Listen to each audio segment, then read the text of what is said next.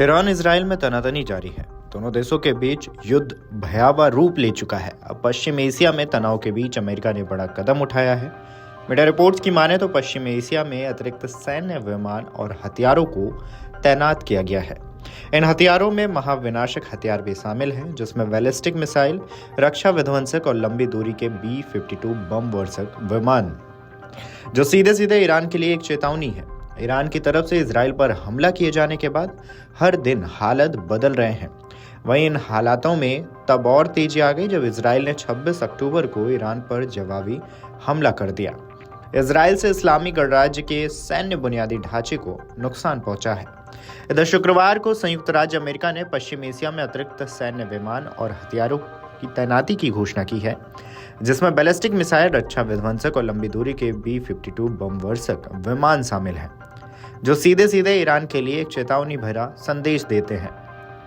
वहीं पेंटागन के प्रवक्ता मेजर जनरल पैट राइडर ने एक बयान में कहा है कि अगर ईरान, उसके साझेदार या उसके प्रतिनिधि इस मौके का इस्तेमाल क्षेत्र में अमेरिकी कर्मियों या हितों को निशाना बनाने के लिए करते हैं, तो संयुक्त राज्य अमेरिका अपने लोगों की रक्षा के लिए हर जरूरी कदम जरूर उठाएगा। बता दें कि ईरान की ओर से इजराइल पर एक बड़ा हमला हो सकता है। ईरान के सर्वोच्च नेता आयतुल्लाह अली खामेनेई ने देश की सर्वोच्च राष्ट्रीय सुरक्षा परिषद को इजराइल पर हमले की तैयारी करने के लिए संदेश दिया है। विदेशी रिपोर्ट्स की माने तो ईरानी अधिकारियों के हवाले से दावा किया गया है कि खामेनेई ने इजराइल पर जवाबी हमले की तैयारी का निर्देश दे दिया है। खामेनेई ने यह फैसला पिछले सप्ताह इजरायली हमलों से ईरान को हुए नुकसान का जायजा लेने के बाद लिया है। ऐसे में अमेरिका ने बड़ा कदम उठाया है, जिसके कारण अतिरिक्त संसाधन इजराइल के समर्थन में पश्चिम एशिया में पिछले अमेरिकी रक्षा तैनाती पर आधारित किया गया है, जिसमें पिछले महीने के अंत में देश में तैनात एक थार्ड मिसाइल रक्षा प्रणाली भी शामिल है, जिसे जमीन पर अमेरिकी सैनिकों की तरफ से संचालित किया जाता है। मेजर जनरल पैट राइडर ने कहा है कि नई सेना आने वाले महीनों में आनी शुरू हो जाएगी।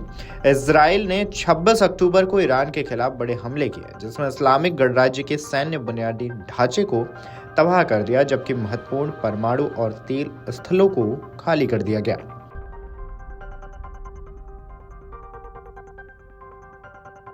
वहीं आपको ये भी बता दें कि ईरान ने 2024 में इजराइल के खिलाफ 2 बड़े हमले किए थे।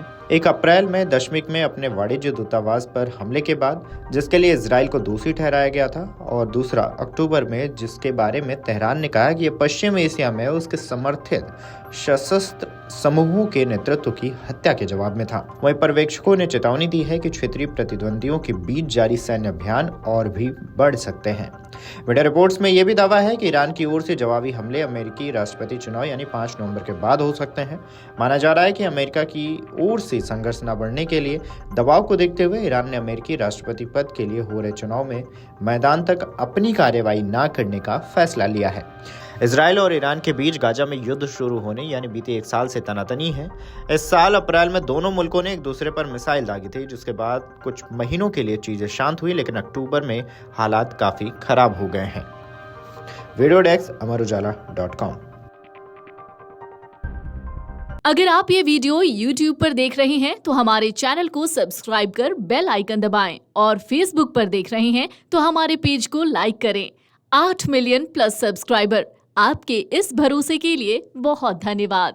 अगर आप ये वीडियो YouTube पर देख रहे हैं तो हमारे चैनल को सब्सक्राइब कर बेल आइकन दबाएं, और Facebook पर देख रहे हैं तो हमारे पेज को लाइक करें।